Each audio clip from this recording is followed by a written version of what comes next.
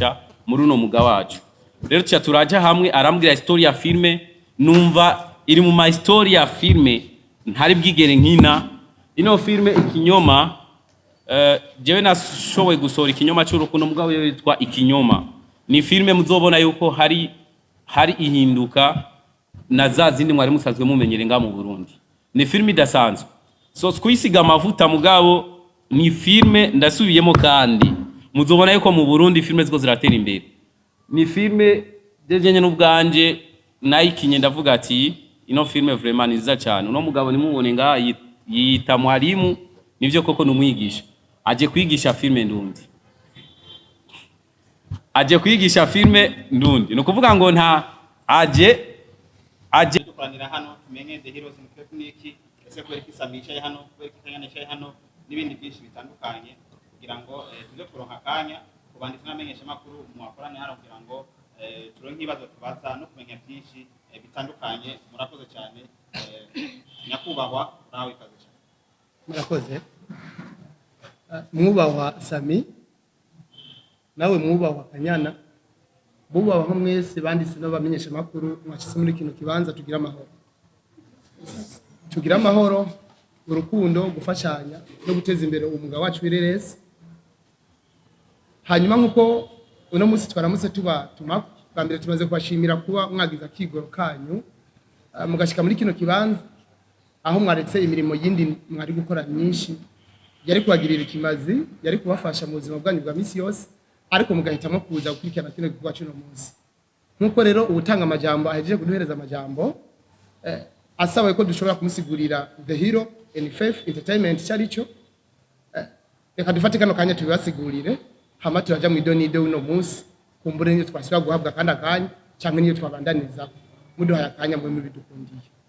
The hero in faith entertainment ni umugwi w'abakinyi bakina amareresi twovuga uno munsi uri kurakora amareresi arivyo bita amafilme benshi cyangwa amasinema uno munsi uri kurakora dusanzwe turongoye.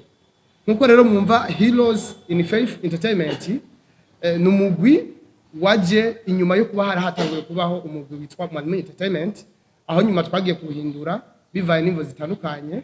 Nibaza yuko tuza guca mu mizi kumbure niyo mwatubaza bibaye ngombwa.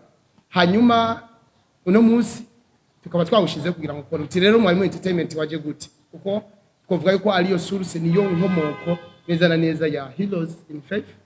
Mwalimu Entertainment wabayeho nk'umugwi jewe niyumviriye ko twoshobora gushiraho dufatiye ku bantu bafise impano zabo zo gukina amareresi cyangwa bafise izindi impano zose zo kwiteza imbere nkuko tubihimirizwa n'nyene cyubahiro mukuru w'igihugu cyacu cyiza cy'u Burundi ahimiriza ugwaruka kugira ngo rugerageze kurondera ubuzima bushobora kubatunga kandi tukaba twisunze nuko umwuga w'amareresi ni umwe mu myuga ifashije abantu benshi bituma abantu bashobora kwibeshaho nuko mubibona kuri Mr. Sammy neza ko musanze mubona neza yuko atakindi kintu kimutunze na Kanyana kumbure uno munsi hamare dusha twimvira yuko tumaze gukoranya uwo mugwi twoshobora gushiramo ugwaruka cyangwa abandi bantu bose afise iyo mpano yo gukina amareresi hanyuma ubwambere bakibeshaho bugira kabiri kandi bagashobora gushikana isura cyangwa ishusho y'igihugu cyacu cy'u Burundi mu makungu cyangwa hanze y'igihugu kugira ngo turushirize kubanda yatumenyekana kandi twiteze imbere mu buzima bwacu. Hanyuma rero uwo mugwi tumaze kuwushiraho duca dushiramwo abakinyi. Nibaza yuko ubu nyene byabagoye nkuko babivuze dusabe twasabye imbabazi no kuvuga uwatanze amajambo muraza kubabona kumbure niyo baza cyangwa niyo bataza muzobabona no mu bikorwa bimwe twagiye turakora muziza murabibona. Hanyuma tumaze gushiraho uwo mugwi duca duheza dusangura gukina amareresi aho muri ayo mareresi twarasohoye ireresi yitwa Inyabutatu na Tama tugifise Mwalimu Entertainment. Hanyuma nyuma tuza gusohora filime yitwa Ubugome nayo twamaze kuba the hero twamaze guhindura kumbure izina ryacu.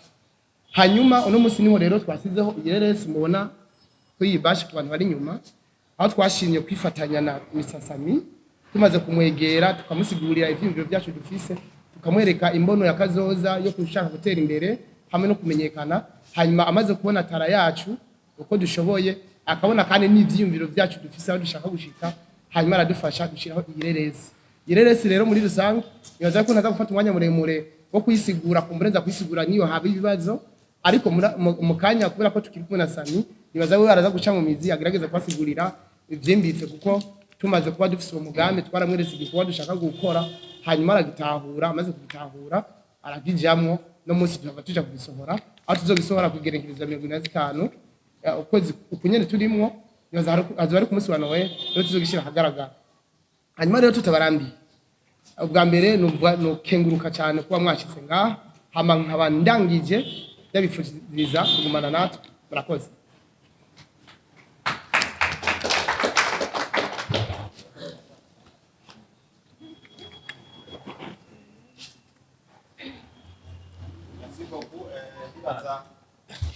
Bumvise byinshi cyane kuri ibyo rero ariko gatondo twataka ya naho umwanya Mr. Sammy agitse cyo aganiriye ku bantu n'amenyesha makuru kuri no munsi witeka papa uraho ikaze. Ndabaramukije amaro y'Imana bane namwe. Ndari nsanzwe menyereye kamera imwe no munsi mbonye kamera zirenga 1000 mu byukuri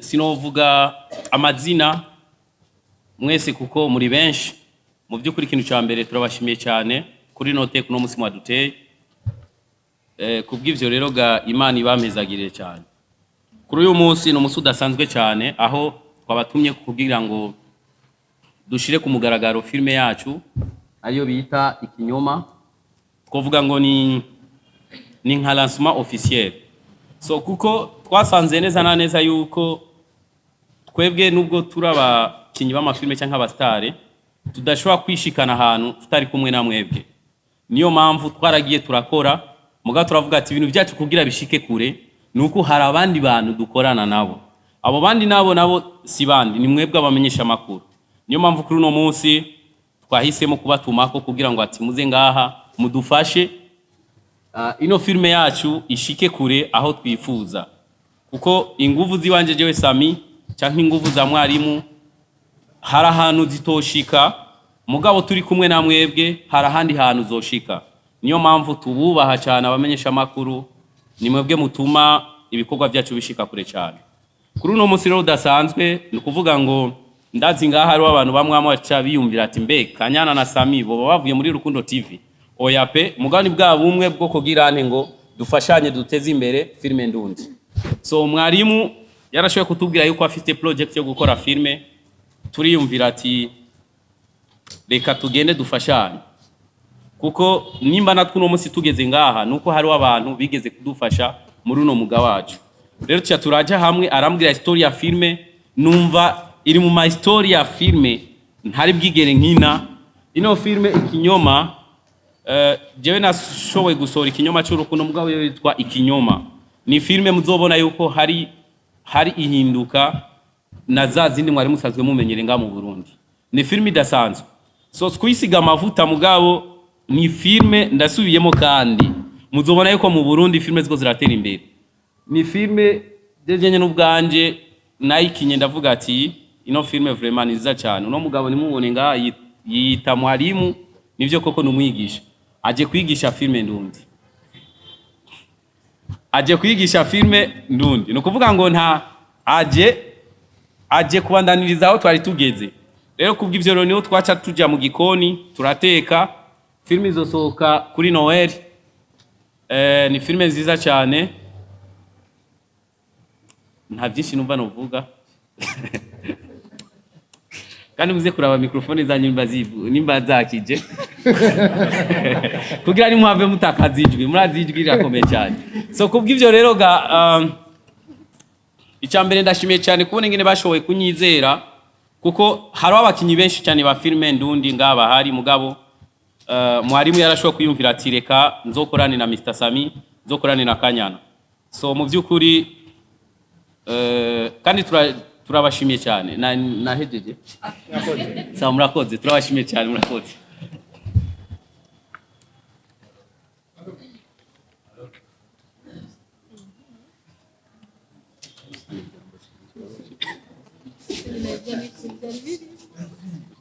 Merci beaucoup Yaman Sammy ariko nakimbia kuna mbere ko twakira ibibazo by'abandi n'abamenyesha makuru nagomba bantu saba kanya kuko abari hano imbere nabo nyene twese twifuza kumvira ibavamwo bakanya Kanyana agira ico ashikirije peut-être kuri uno munsi ama utandukire kuri brother hariya na nyene azogesha kugira amaje dutandukira ku mwanya w'ibibazo sasa kanya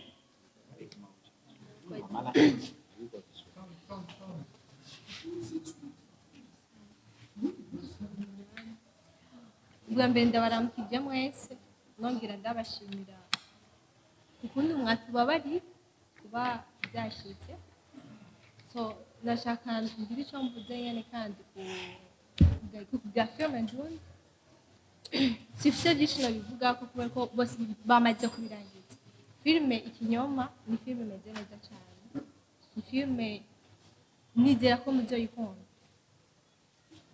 nagiriwe amahirwe yo kuba muri iyo filime yo kwizerwa njya gukora muri iyo filime novuga ati novuga kugira ndabashimire ko banyizeye nongera nshimira Mr. Sammy mwarimu ko ndazi hariho abandi benshi bari kumvira ko bafashanya nabo ariko baranyimviye nicyo kintu novuga ibindi byose bamaze kubirangiza aba murakoze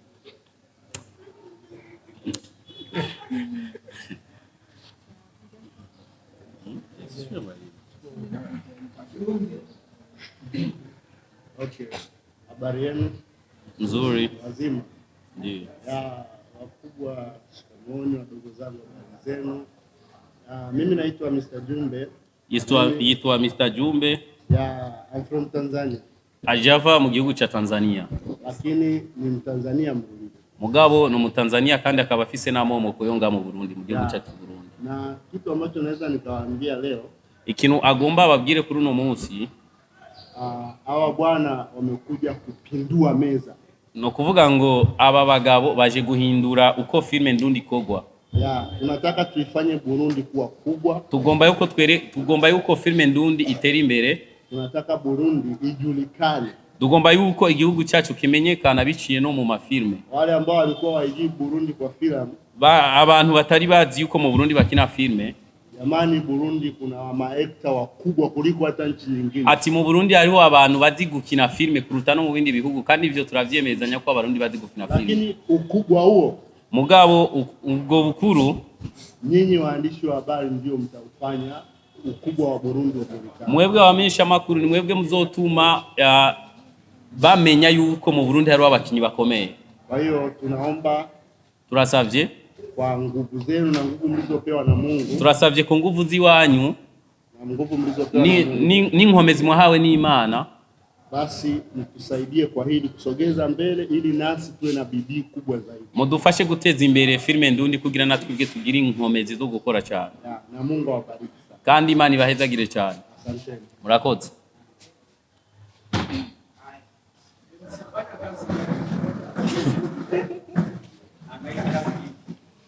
Merci beaucoup. Ndibaza n'umwanya w'ibibazo kubanzira n'igita makuru. Ntare karibu.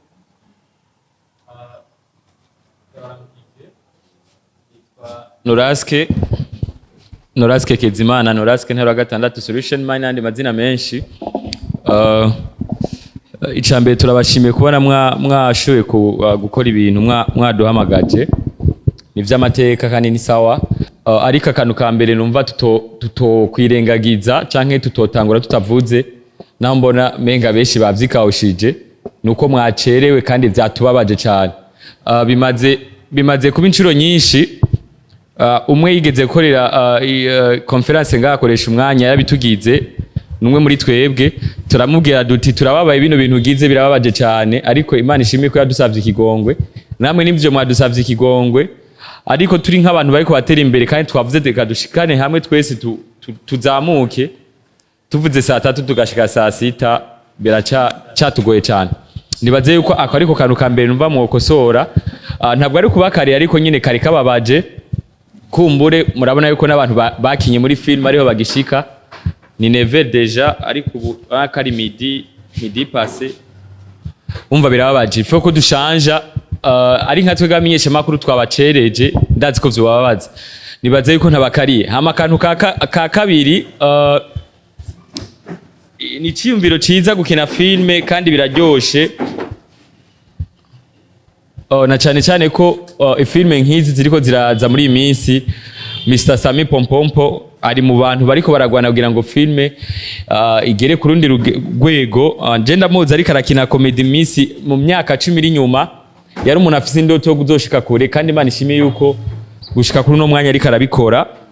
Mr Mwalimu nawe yari yabimenye ati no mugabo ariko akora amateka. Mr Mwalimu ni ntufise ubwoba ko Sammy kumbure yuko yatanguye kuva kera, afise abamukunda n'ivyo kandi afise n'abansi, ko ari butanguye gusaba featuring canke guha featuring. Mwavuze yuko umutave muri Rukundo TV, nibaze ko muzobandaye muri Rukundo TV. Ndiko ndabaza nti ntufise ubwoba yuko kumbure ko watanguranye na Sammy abantu banka Sammy, abansi ba Sammy canke abo boba bafitaniye ubungonongono n'amabifurazi yuko bitaboze ngaho hanze bazoca batera nawe bakwanka kubera ko bavuga ngo Sammy niwe power yawe. Sibibaza ko ndibaza yuko akabazo wagatahuye. Akabazo ka kabiri ni kuri Sammy. Sammy na my sister hajya Kanyana, ndakuramwije kwanza Kanyana, uraberewe cyane. Menga hari ukuntu musigaye muba muri kumwe gose, musigaye menga murafatanye, musigaye menga murubatse mu yandi majambo, muba mwarabanye ntitwabimenya twebwe bamenyesha amakuru. Ku mastati yawe naracunguriye umunsi umwe kwandi, niba afite nimero yawe mbona ku mastati yawe handitse ngo sharing ijoro ryiza. Ndavuga none ngo masheri ibintu byagoje, ndavuga nti none mwene data yaracikije ntiyatubwira. Ubu rero abamenyesha makuru ngabo bose bagukunda kandi twagiye turagira ingufu kugira ngo ushike ku yindi level, turi ngaha tubwize ukuri, woba waracikije mwene data ntitwabimenye.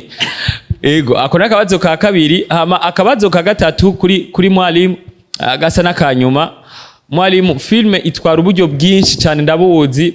Naragiye kwa Sammy bari kubakorera mu Gatunguru, afise abantu 30, menga bari 30 Sammy kiyagihe. Ndabona ngene ariko arabagaburira ubugari ntitwahaga na je nari ndimo acaranyirukana avuga ati bino bintu nakajembe gete. Wewe nka wewe Mr Mwalimu, ubushobozi bwo gukora filme waje wabwibangikanije kugira ngo ushiye gukora filme zo kuri level yo hejuru, apana za zindi za rupiga ngo cut ngo play, apana za zindi usanga nyine son itari son, umuduga avuze umuduga bagashiramo taxi ugasanga nyine ibintu bidasobanutse. Ubwo buryo warabwitegekanije? Nyimba warabwitegekanije, subwiyo film imwe yonyene ikinyoma bizobandanya uko nyene. Hama bajya batugiye ko mwakinanye, ariko uyu Mutanzania ndabona nawe nafisi fresher kandi ndazi ko yumva ikirundi cyane no kunsumba. Kumbure nawe yakinye muri filme canke niwe manager azozana uburyo muri iyo film. Murakoze, navuze amajambo menshi. Sammy kirani.